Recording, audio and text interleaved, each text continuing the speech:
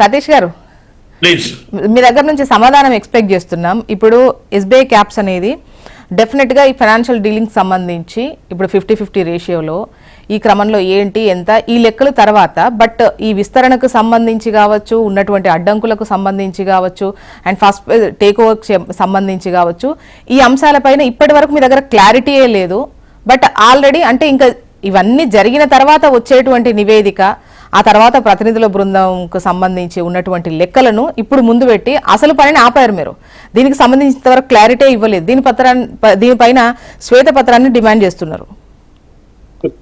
ముందుగా ప్యానెల్లో ఉన్నటువంటి BRS senior నాయకురాలు పెద్దలు సుమిత్రానందన్ అక్క గారికి, అదే రకంగా బీజేపీ నాయకులు అమర్నాథ్ గారికి, మీకు హెచ్ఎంటీ ప్రేక్షకులందరూ కూడా నమస్కారం తెలియజేస్తూ, ఒక్కసారి ఎందుకనంటే ఈ దేశంలో విపక్ష పార్టీలు అధికారంలో ఉన్నటువంటి రాష్ట్రాలలో భారతీయ జనతా పార్టీ కేంద్రంలో అధికారంలో ఉంది కాబట్టి నచ్చిత నజరానా నచ్చకపోతే జర్మానా అనే విధంగా నిధుల కేటాయింపులో వ్యవహరిస్తుందా లేదా మనం ప్రత్యక్షంగా చూస్తా ఉన్నాం.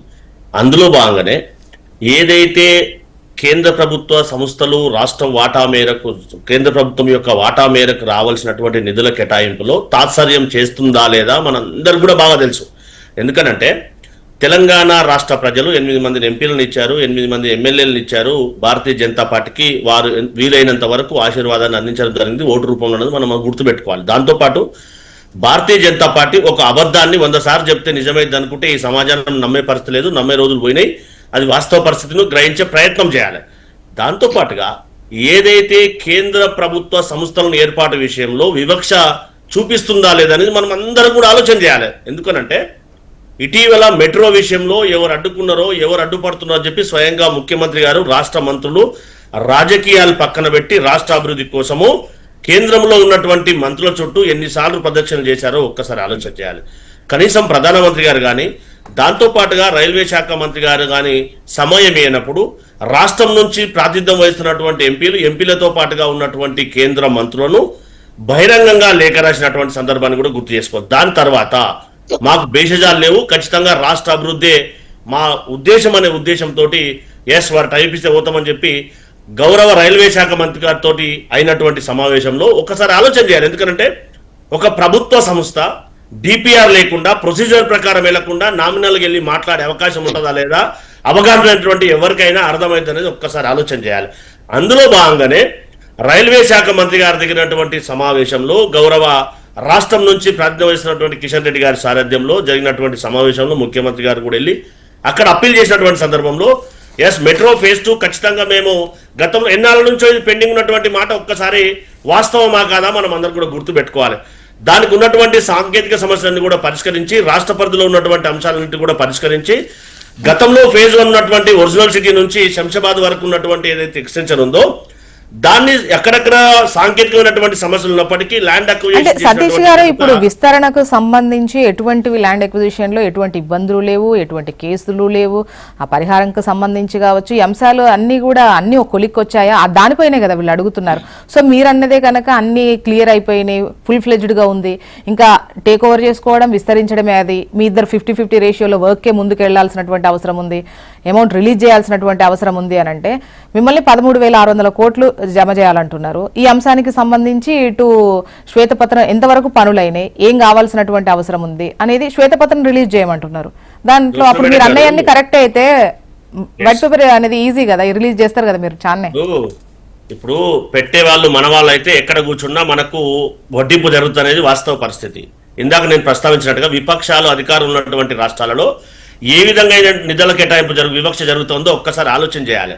దాంతో పాటుగా ఏదైతే మెట్రో విషయంలో 50-50 రేషియోలో స్టేట్ కానీ సెంట్రల్ కానీ మిగతా డిపిఆర్ విషయంలో కూడా పర్ఫెక్ట్ గా సబ్మిట్ చేసిన తర్వాతనే 50-50 రేషియోకు కేంద్ర ప్రభుత్వం గౌరవ రైల్వే శాఖ మంత్రి గారు చెప్పినటువంటి మాట ఒక్కసారి గుర్తు చేసుకోవాలి. దాంతోపాటు 13,600 కోట్లు రాష్ట్ర వాటా మేము సిద్ధం చేసుకున్న తర్వాత కేంద్ర ప్రభుత్వం ఎందుకు 45 రోజుల నుంచి తాత్సర్యం చేస్తుందో ఒక్కసారి ఆలోచన చేయాలి.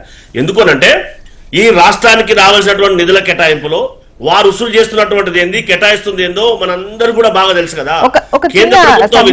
అంటే 13,600 కోట్లు మీరు రెడీ చేసుకున్నారా? 100% ఎందుకనంటే ఫేజ్ మేనర్ లో ల్యాండ్ అక్విజిషన్ కానీ మిగతా నిర్మాణాత్మకమైనటువంటి ఎక్స్పెండిచర్ కానీ ఫేజ్ మేనర్ లో రిలీజ్ చేయడానికి రాష్ట్ర ప్రభుత్వం సిద్ధం చేసుకున్నటువంటి పరిస్థితి. అందుకే కదా 45 డేస్ నుంచి కేంద్ర ప్రభుత్వం నుంచి ఏదైతే SBI క్యాప్స్ ద్వారా రావాల్సినటువంటి కేంద్ర ప్రభుత్వం అనుమతితోటి వాళ్ళ 50% షేర్ను ఎందుకు రిలీజ్ చేయడం లేదు, ఎందుకు దానికి గ్రీన్ ఛానల్ ఇచ్చి దాన్ని కేటాయించవలసిన బాధ్యత కేంద్ర ప్రభుత్వం ఉంది కదా. వారు 50% వారు అందులో వాటా ఉన్నప్పుడు ఖచ్చితంగా కేటాయింపులు జరగాలి కదా. మనం 45 రోజుల తర్వాత గౌరవ రైల్వే శాఖ మంత్రిని కలిసిన తర్వాత ఎందుకు చర్చ వస్తుంది? కేంద్ర ప్రభుత్వం కనుక ఎలాంటి అడ్డంకులు లేకుండా, ఎలాంటి సాంకేతికమైనటువంటి సమస్యలు అడ్డంకులు పెట్టకుండా నిధులు కేటాయిస్తే చర్చనే రాదు కదా. రాష్ట్ర ప్రభుత్వానికి రావాల్సినటువంటి హైదరాబాద్ మనయారంగా ఉన్నటువంటి మెట్రో లైన్ కు ఒక దిశా నిర్దేశం చేసుకోవడానికి అవకాశం ఉంటుంది కదా. అంటే సతీష్ గారు, ఇక్కడ ఇష్యూ ఎక్కడ వస్తుందంటే ఫైనల్ గా అమౌంట్ అంటే ఫైనాన్స్ కు సంబంధించినటువంటి ఇష్యూస్ ఇక్కడ.